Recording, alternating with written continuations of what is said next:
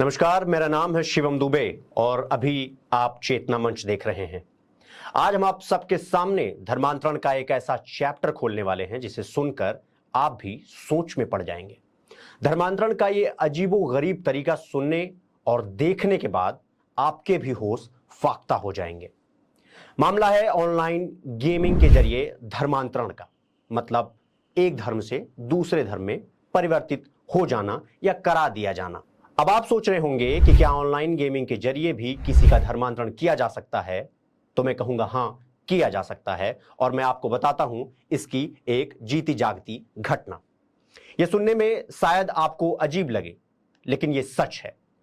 पूरा मामला क्या है, सबसे पहले हम आपको यह बता देते हैं। दिल्ली से सटे गाजियाबाद की यह घटना है जहां ऑनलाइन गेमिंग के जरिए एक नाबालिग बच्चे का धर्मांतरण कराने का मामला सामने आया है।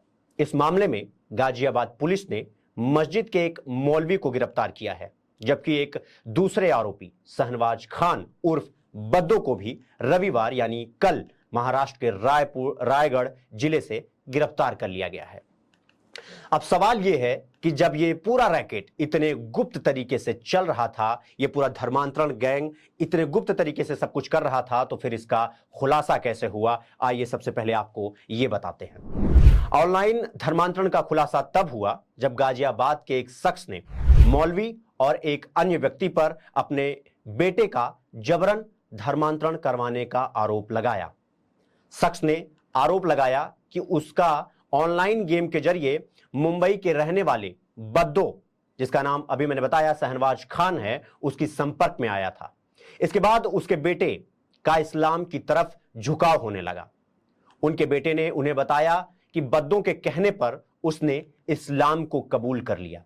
अब सोच कर देखिए कि आपका बच्चा अपने कमरे में पढ़ रहा हो, ऐसा आपको लग रहा हो, लेकिन शहनवाज खान और बद्दो जैसे लोग उसे अपनी चाल में या अपनी साजिश में कहीं शामिल तो नहीं कर रहे हैं। आपको बता दें, इस पूरे मामले में आगे पिता ने अपनी शिकायत में उस मस्जिद के मौलवी का नाम लिया था जिस मस्जिद में उसका बेटा नमाज पढ़ने जाता था। यह खेल तब खुला जब हिंदू परिवार ने अपने बच्चे के धर्मांतरण की शिकायत पुलिस से की। परिवार को बच्चा नमाज पढ़ते हुए मिला। बच्चा कुछ इस तरीके से प्रभावित हो गया था इन लोगों से कि बच्चे ने कहा कि अगर आप मुझे घर से निकालेंगे तो मैं मस्जिद में रह लूंगा। उसकी बातें सुनकर परिवार पुलिस के पास जब पहुंचा तो पुलिस के सामने जब ये खबर या पुलिस के सामने जब ये घटना आई तो पुलिस के भी होश उड़ गए। अब आपको बताते हैं कि कैसे होता था ये सारा खेल, आइए समझते हैं। बहला फुसलाकर बच्चों का धर्मांतरण करने का ये सारा खेल 2 स्टेप में होता था। दोनों स्टेप समझिए आप। पहली स्टेप थी कि बच्चों के साथ ऑनलाइन गेम खेलना है, ठीक है। दूसरे स्टेप में बच्चों से ऐप के जरिए चैटिंग करना और इस्लाम के फायदे बताना। चैट से इस्लाम का प्रचार प्रसार, और एक बार जब बच्चा उनकी बातों में आ जाता था तब उसके नमाज की टाइमिंग भी व्हाट्सएप से ही बताई जाती थी, या ये कह लीजिए या उसी ऐप से बताई जाती थी जो मैं अभी आपको आगे बताऊंगा। पहली स्टेप में होता यह था कि शॉर्ट हैंडलर हिंदू नामों से आईडी बनाते थे, फिर हिंदू बच्चों को फोर्टनाइट खेलने के लिए उकसाते थे। फोर्टनाइट बेसिकली एक गेम है। असली खेल तो तब शुरू होता था जब बच्चा गेम में हार जाता था। बच्चों को कहा जाता था कि वो कुरान की आयत पढ़ें तो जीत जाएंगे। बच्चा आयत पढ़कर गेम खेलता तो साजिश के तहत उसे जितवा दिया जाता।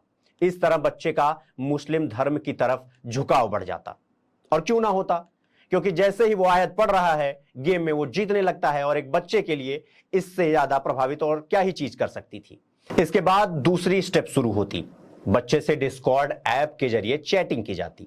बच्चे का भरोसा जीता जाता और उसके बाद उसे इस्लाम की जानकारी दी जाती।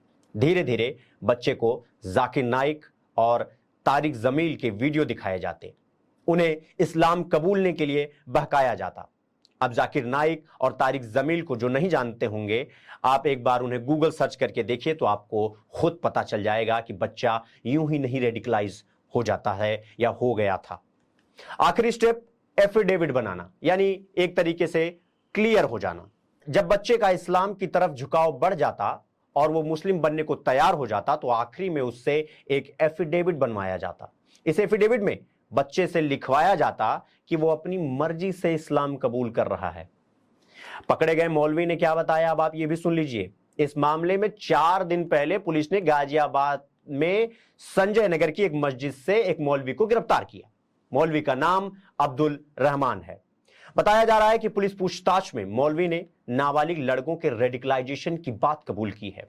उसने खुलासा किया है कि वो गैर मुस्लिम लड़कों को इस्लाम के बारे में जानकारी देता था। अब्दुल ने बताया कि 1 साल पहले इलाके के 2 लड़कों से उसकी जान पहचान हुई। दोनों लड़के उसकी बात से प्रभावित हो गए और मस्जिद में नमाज पढ़ने लगे। सौबात की एक बात यह समझिए कि इनका पूरा प्लान क्या था। अब आपको यह समझाते हैं ताकि आपको पूरे मामले को समझने में थोड़ी और आसानी हो जाए। आशंका जताई जा रही है कि ऑनलाइन गेम के जरिए देश भर में 300 से 400 बच्चों को निशाना बनाया गया है। पुलिस सूत्रों के मुताबिक आरोपी शहनवाज धर्मांतरण के बाद बच्चों को दुबई के जरिए ले जाने की फिराक में था। पुलिस को मिली गुप्त चैट से यह खुलासा हुआ है कि उन्हें फ्री में हवाई सफर से दुबई ले जाने वाला था यह शहनवाज उर्फ बद्दू।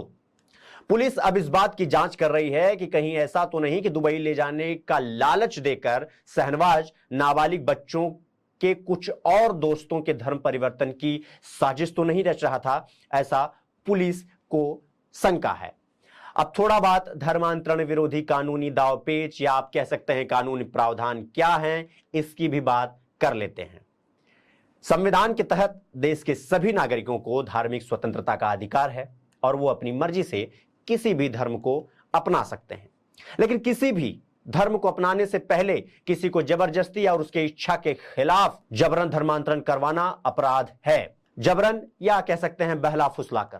धर्मांतरण के खिलाफ राष्ट्रीय स्तर पर तो कोई कानून नहीं है, लेकिन कई राज्यों में इसको लेकर के कानून हैं। उत्तर प्रदेश में भी योगी सरकार 2020 में जबरन धर्मांतरण को रोकने के लिए कानून लेकर आई थी। यूपी के धर्मांतरण रोधी कानून के तहत बहला फुसलाकर, जबरन, झूठ बोलकर या डरा धमकाकर किसी भी धर्मांतरण करवाने का दोषी पाए जाने पर 1 से 5 साल तक की सजा या 15,000 रुपए का जुर्माना या दोनों हो सकता है। चेतना मंच अगर आपकी चेतना को बढ़ाने में थोड़ा सा भी मददगार हो पाया हो तो चेतना मंच को सब्सक्राइब कर लीजिए और चेतना मंच को लगातार देखते रहिए। मैं शिवम दुबे अभी के लिए आपसे इजाजत लेता हूं। आप देखते रहें चेतना मंच। नमस्कार।